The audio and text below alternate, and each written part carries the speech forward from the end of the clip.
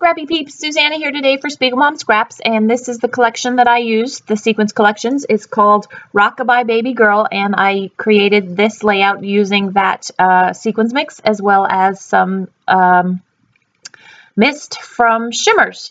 So this month's theme is still cut files and sequins, and so I used that butterfly background digital die cut file. It is not from Spiegel Mom Scraps. It's one that I got from, I believe it's from the Silhouette store, but I'm not quite sure, so I will find that information and try and link it up in the box down below for you. What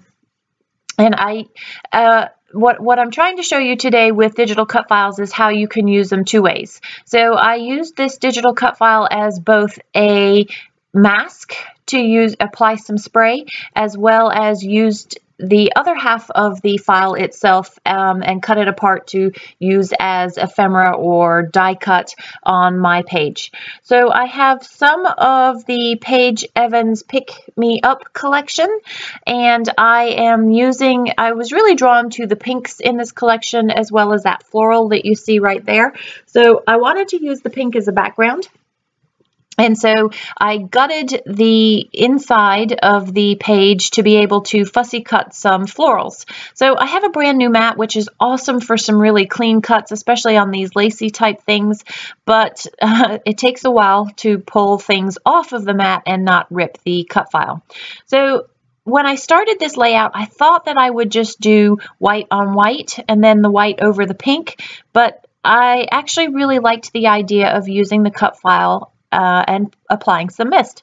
So I just have an old Kit Club box that I've put the white 8.5 by 11 pattern paper on cardstock onto, and this allows me to be able to spray at an angle, which is what works best with the Shimmerz mists, and not get mist all over my table, which is what tends to happen. So by spraying in the box, I just have a little bit of spray guard. So I used Spirtz, and it's Ruby from Shimmerz, and that's available in the Spiegel Mom Scrap store.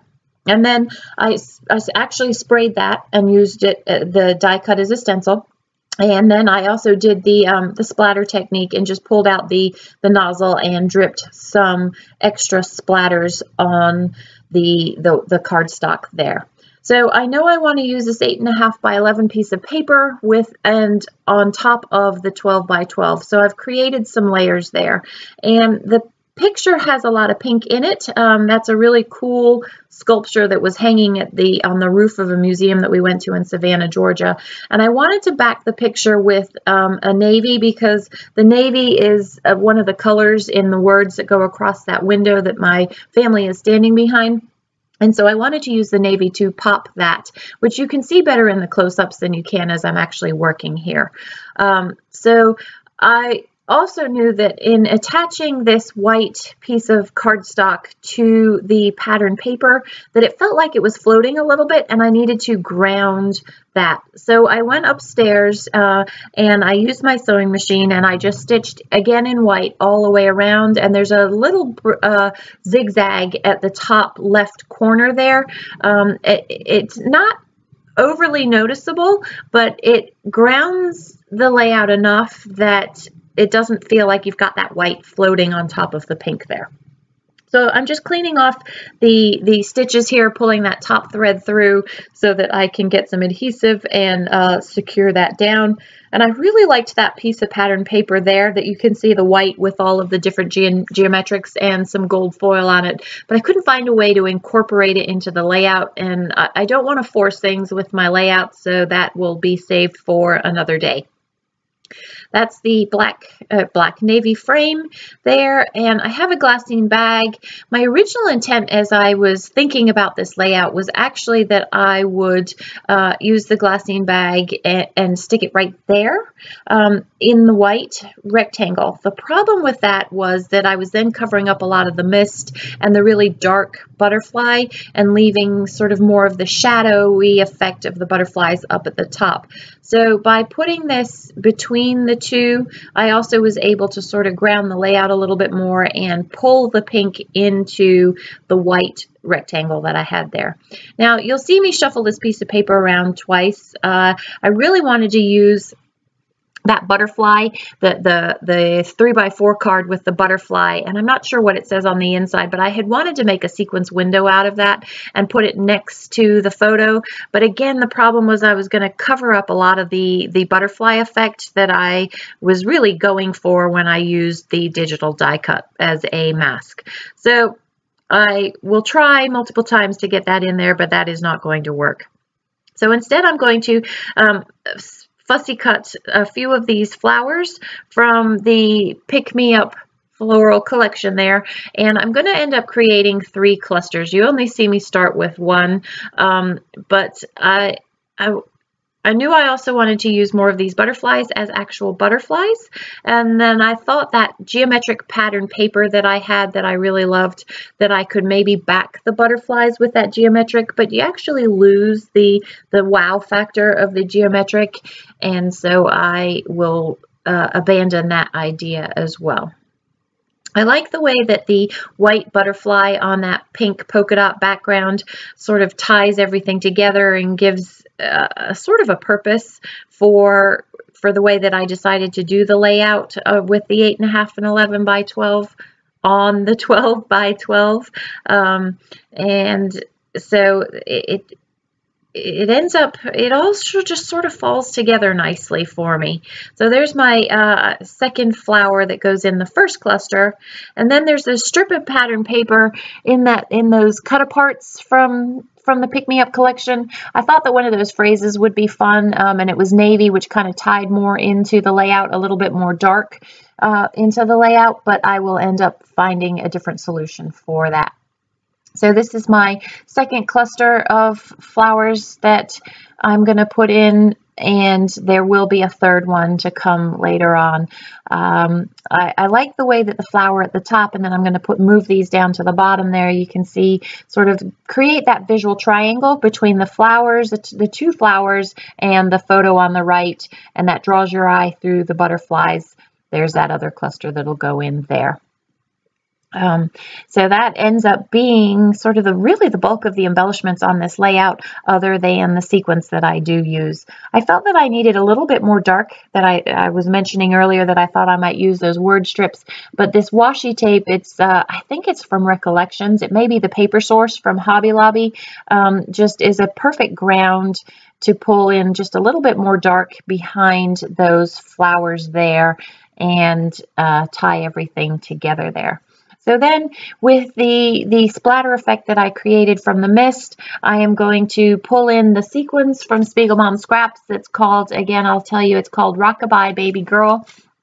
And what I love about the sequins is that it's pink, but it has sort of a purple shimmer to it, and it pulls into the pink dots that I used perfectly, as well as the splatters that are in the mist. And it has a nice brown that's almost like a rose, a gold rose, and then the gold stars and some little teeny tiny gold stars that just tie everything together and create some nice shimmer amongst the rose or the ruby spritz that I used for the digital die cut there.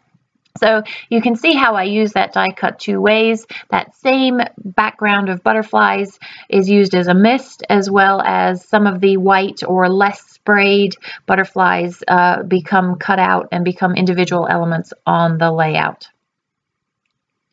So then I'm going to get my trusty old bottle of Scotch tacky glue and just put down that adhesive there. Later on in the layout, I will use some more sequins with my Scotch tacky glue and put down 2 little round sequins pieces for the bodies of those those floating butterflies, rather than the ones that have been misted. And this layout needs a title. So was not able to buy the stickers or the embellishments that came with this collection when I got the paper, but I did get those stamps. I had actually intended on using the stamps to stamp out the title, but I really wanted some more navy and some gold, because I had used the shimmer in the sequins, and I wanted to complement that with some gold somewhere on the layout. I did have some chipboard stickers here, or the chipboard ephemera, die cuts, chipboard pieces, stickers, those things. So I have a few of those that I'm going to scatter around. So here we go with the Suzanna family title. That was me counting how many letters are in family and trying to spell backwards. I'm not very good at spelling forward, so I don't know why I think I would be any good at spelling backwards. And I ran out of L's, so I had to lop off the right-hand side of the K to make an L. And you're going to see the Suzanna title shuffle that normally occurs on layouts. It feels like this distinct element floating at the top of the page, and I wanted to tie it into the page a little more, so I will end up pulling everything down to the bottom of the page. The title probably would have worked up there where it is if I had shifted it either over to the left or to the right some, instead of slap bang under that part of the flower there. And then I have these gold stickers that I'm going to use for fun. I've had fun making multi-word layouts, multi-word titles, and trying to come up with some fun titles. This isn't exactly a fun title, but it's fun that it's got the two different letter types in it. So there you can see how it kind of stands out like a sore thumb. And so I am going to move it down and sort of meld it more into the layout so that it doesn't stand out quite so distinctly. You can still read it and it still looks like an integral part of the storytelling. It's just not its own distinct element there. So someday maybe I will be able to create a layout and not do the title shuffle, although I wouldn't bank on it. Even when I put the letters on wax paper, they end up getting shifted everywhere as well. So you can see that there's a lot more weight on the bottom of the layout here, but the flower, the floral on the top of that white rectangle, as well as the floral next to the photo, sort of help balance everything out. So these are the sequins that I'm going to use in the bodies of the butterflies, and then I'm just going to use some tacky glue and adhere those down. I do end up writing, there's sort of an empty white space underneath that photo to the right of that bottom floral cluster, and I felt that something needed to be filled in there. So I did just write, we were at the Jepson Center for the Arts in Savannah, Georgia, and so I wrote that because while I may remember that now, who knows if the children will remember that 10, 15, 20 years from now when they look at this.